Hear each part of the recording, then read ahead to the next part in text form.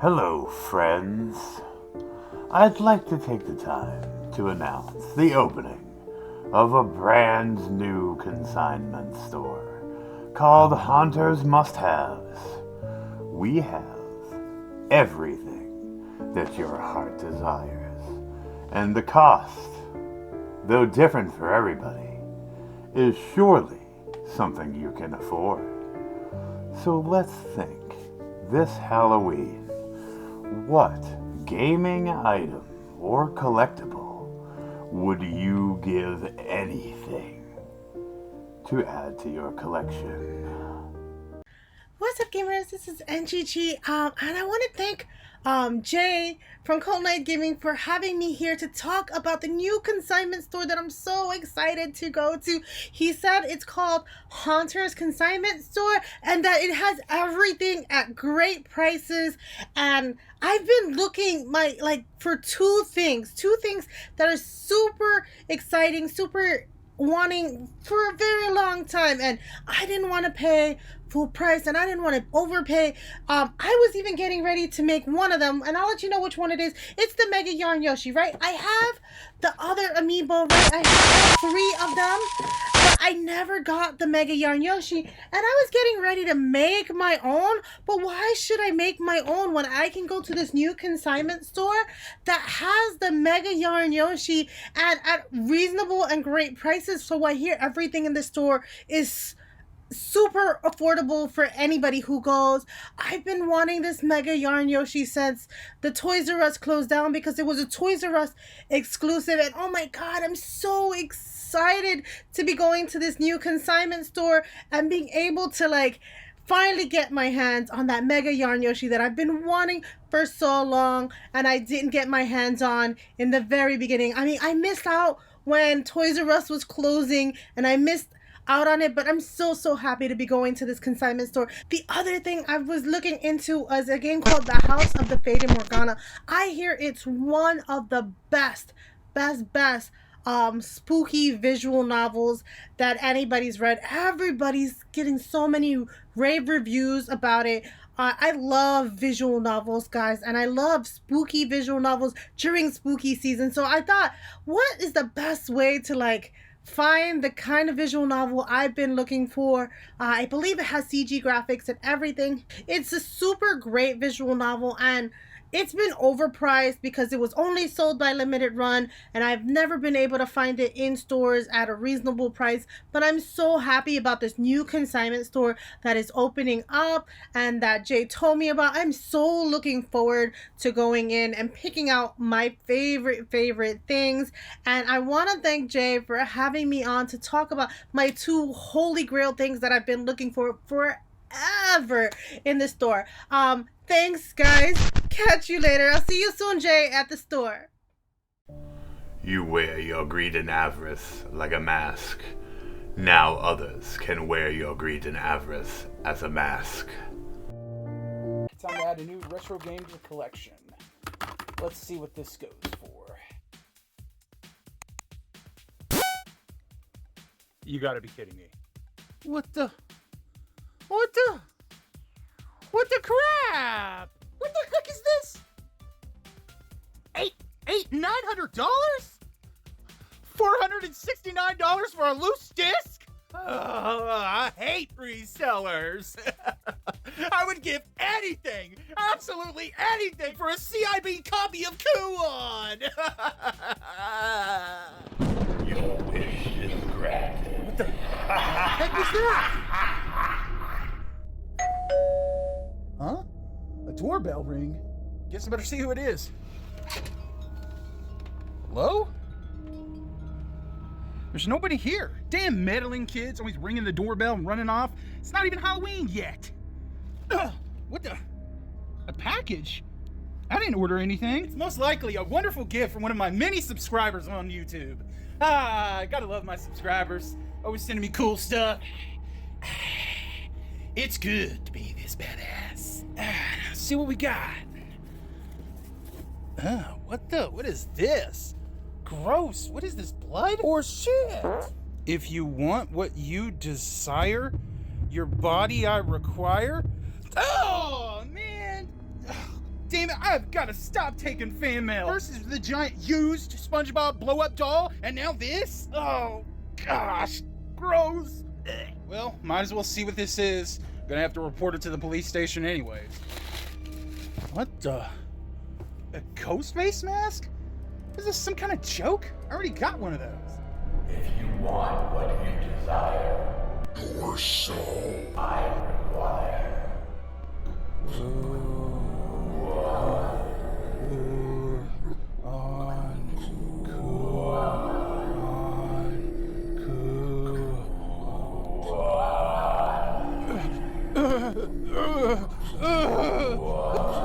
What is this? What is this?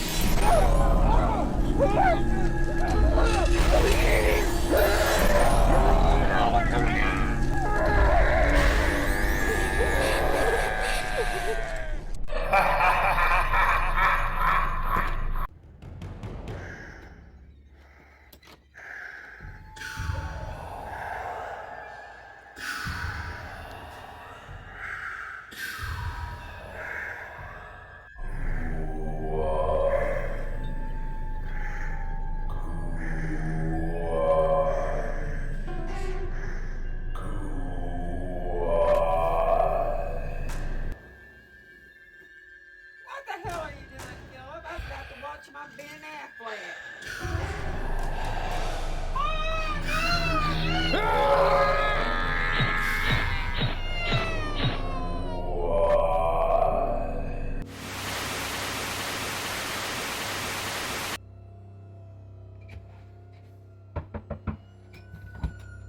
Anna? Uncle Phil? Where are you guys? Anybody here? What are you wearing? What are you doing? Take that shit off. What are you doing? Cut it out.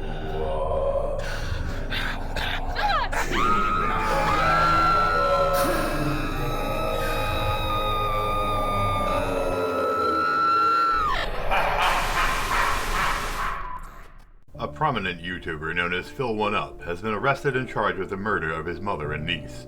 Police were called to the house after a domestic disturbance on Thursday evening, after neighbors reported screaming from the residence. Police arrived on the scene to find the suspect wearing a mask from the popular horror franchise Scream, and babbling incoherently about a video game in the voice of a man in his head. Police deployed their tasers and took the suspect down and later into custody. The charges of murder each carry a maximum sentence of life in prison without the possibility of parole.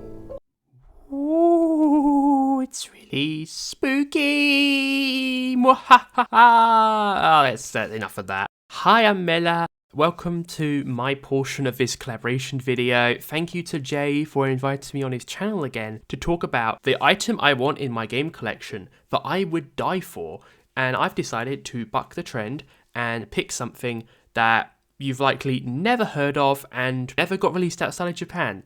And that is the Aquaplus Piece. This is a micro console developed by Aquaplus, you know, that visual novel JRPG developer that helped pioneer visual novels, released in late 2001. This is a fitting pick for this video too, given Aquaplus are celebrating their 30th anniversary this month. As for the Aquaplus Piece, it was just one of many projects they worked on during their experimental era back in the early 2000s. If you've heard of Tenereza, the Japan exclusive Xbox game, that was another one of these projects as well. This microconsole came out before the huge pocket gaming boom on smartphones in Japan, and around the same time as the WonderSwan Color, which you might have heard of. There are some interesting things about this console I want to highlight. The Aquaplus developed first-party library is actually quite small. One of the most notable titles from this library is Odekake Multi. In this game, you play as Multi, the maid character from 2 Heart 1. She goes around and fights other maids. This title is quite beloved and well known among Aquaplus fans. Another title is Black Wings, which is a side-scrolling action RPG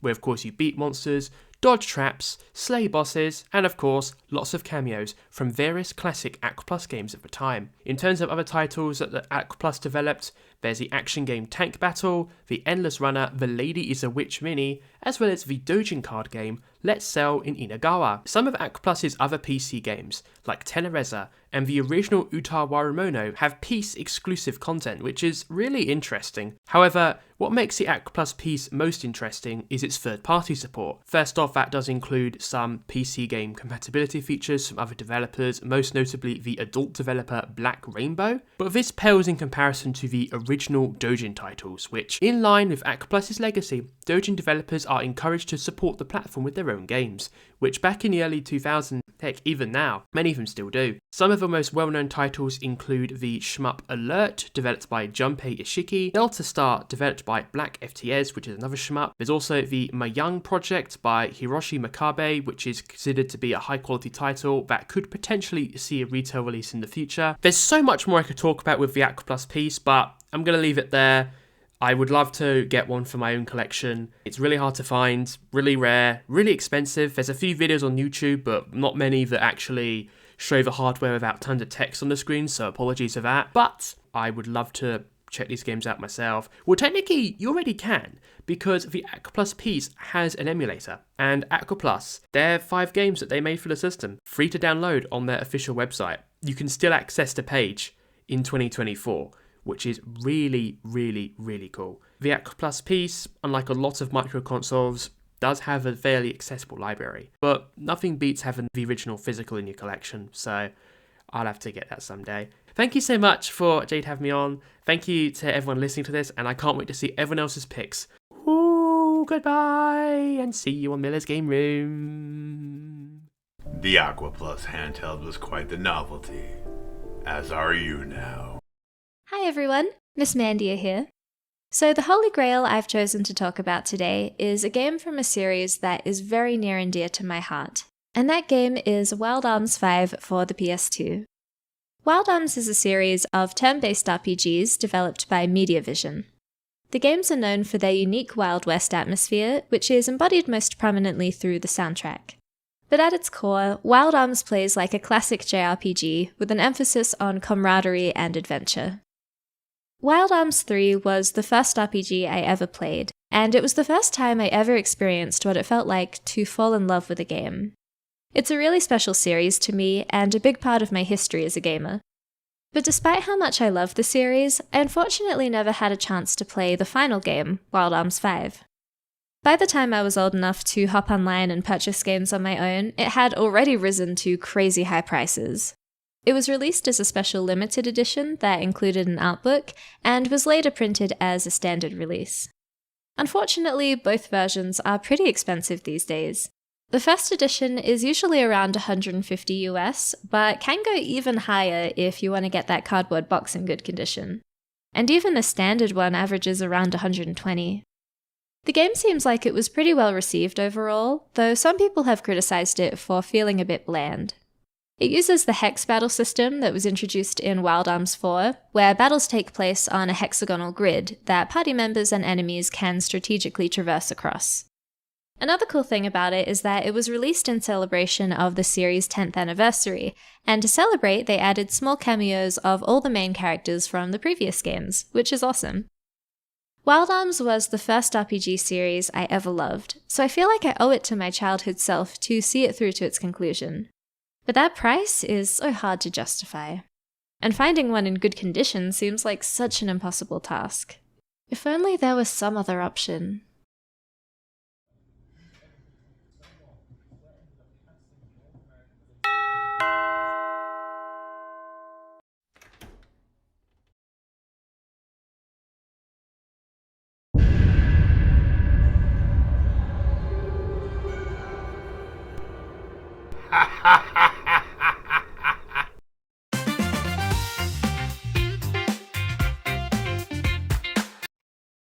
Hello, this is Jason of Dr. Gaming Plays. I'd like to thank Jay for letting me participate in this awesome collaboration. When I was asked about what I would give for any Holy Grail video game item, one rare and expensive video game came to mind, and it is Panzer Dragoon Saga for the Sega Saturn. After the development of the first Panzer Dragoon game, Sega felt they needed to develop a major RPG to compete with Sony, and the development of Panzer Dragoon Saga started in 1995. The combination of Panzer Dragoon shooting elements, a fully computer-generated environment, extensive full-motion video, and voice acting was new to the games of the era and pushed the development team in the Sega Saturn to its limits. In fact, 2 of the developers passed away during the development, and it's thought that the stress may have been a contributing factor. The result was a game unlike any other with extensive world building and unique gameplay mechanics, despite the Saturn's shaky 3D capabilities. The developers resisted the spiky-haired person saves the world trope and drew upon other inspirations for the game's unique look. While Sega had every intention of having this game complete with the JRPG games released on the Sony PlayStation at the time, including Final Fantasy VII, numerous delays and the fact that the Saturn failed to gain a foothold outside of Japan resulted in only a few thousand copies being sold in the West. The game itself is short, clocking in at about 15 to 20 hours, and it could be argued that the game has not aged well given that there is quite a bit of full-motion video that is very grainy by today's standards. Used complete and box copies of the game can sell for over $1,000, while a sealed copy can range anywhere from $1,500 to $2,000. So, why would I give just about anything for this game? Back in the day, I had it on pre-order. Sadly, my PlayStation died before I could really get into the likes of Suikoden and Wild Arms and Final Fantasy VII on the PlayStation. As a graduate student short on funds, I canceled my pre-order and sold my Saturn collection for a new PlayStation. It seemed like a good idea at the time, since it was clear that the PlayStation was the console to have for all of the JRPG goodness. That decision hurts today, though. What would I give to have a new copy including the missing source code? I mean, we might as well go out here and spare no expense. It's spooky season, so giving away a bunch of games sounds boring. How about a kidney, an eyeball, my eternal soul? To be honest, if I had it now, I would probably sell it to fund a trip to Japan or visit my daughter when she goes to Germany. If a new copy of the game and the source code is not good enough to give just about anything for, then is there something out there? Well, maybe there's something out there that would allow me to go back and get all my Holy Grail games and buy them when they are still cheap. What could that be? You guessed it, and that is why there is a doctor in Gaming Plays. If your desire to go back in time is so strong, then this shall be your fate. Hey, this is Fox from Inferno Fox. Okay, I have to skip all of that. This is a plea to Haunter to ask for what is one of my all-time grails, and that is a physical copy of Final Fantasy III for the Super Nintendo. And yes, you can see I have a copy here, but this wasn't the copy that I grew up with. I want the one that I grew up playing with my older brother, same one that my said same brother had sold among all of the rest of our Super Nintendo games. I want the original one back. Final Fantasy III US, or more commonly referred to now as Final Fantasy VI, is my favorite game of all time. Within this entry, we see a myriad of characters with fully developed backstories work together to strike back against the evil ambition of the Castalian Empire, and no villain, besides maybe Sephiroth, is known to be quite as evil and sadistic as that of Kefka. The idea of these characters coming together to fight such wickedness really spoke to me as a kid growing up, while their individual stories also resonated with me in ways that I really hadn't felt before. But a game is nothing without fantastic gameplay, and this entry was no exception. Quick, active time battles against interesting and fun enemies with characters whose skills made for interesting fights helped to make this a game that was hard to put down. Added to that were some excellent graphics for the time and what I believe is still Nobuo Uematsu's best soundtrack. I mean, heck, I was the first in our family to beat this game, which was a first in of itself after 7 years of playing video games with my brothers. I really can't think of anything that would be something that I'd want a physical copy of. Again, the one that I grew up with. And unfortunately, my older brother, he's no longer with us. I can't ask him where I can get a copy of this, but maybe Haunter, with your connections, maybe you can. I would give anything for the copy of Final Fantasy III US that I grew up with. Your nostalgia and memories are vintage. So shall you be. What's going on, everyone? It is the Mad Belma of the Super Retro Force here. And so when Mr. Cold Knights Gaming asked me what is a Holy Grail item that I want in my collection, I had to talk about, of course, the Black Label version of Castlevania Symphony of the Night. Let me tell you why I want this so bad. Castlevania Symphony of the Night is a Holy Grail item for me, and particularly the Black Label version, because that's the version that I saw when I went into my local rental store and picked it up off the PS1 shelf. Seeing that castle with the lightning in the background and with that Black Label off to the side, it was an iconic video game cover for me. Even though it is nowhere near on the scale of what happened outside of the US in terms of that cover art, it's still a cover art that I look at, and as soon as I see it, I think that is one iconic video game cover. But the reason why this game is a Holy Grail item for me is because it is a game that has shaped me as a gamer. A lot of the things that I value in video games were amplified to me in this game.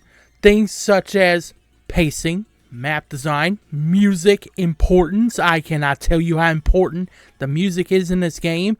And another thing, and this is the biggest one of them all because that's something that I still judge games on to this day, and that is the replay value. This is the game that put me onto replay value and taught me just how important that is to a video game to me. So, you got that, and then on top of all that, this game has gotten me through a lot, and I mean a lot of rough spots in my life, both as a child, as a teenager, and now as an adult. Anytime I get down in the dumps and I need a pick-me-up, I go and I pick this game up, and I immediately transport myself back to when I was a kid and when I first rented this game, and I went and I get sucked in every single time, and it always picks me back up. So those are the real reasons here as to why I love this game and to why I need it in my collection. So that right there is a Holy Grail item for me and why I want it in my collection. Thank you to Jay, aka Cold Knights, for having me on for this one, and I'll see you later, my fellow Belmonts. The final mask. How sweet. Like a sugar skull.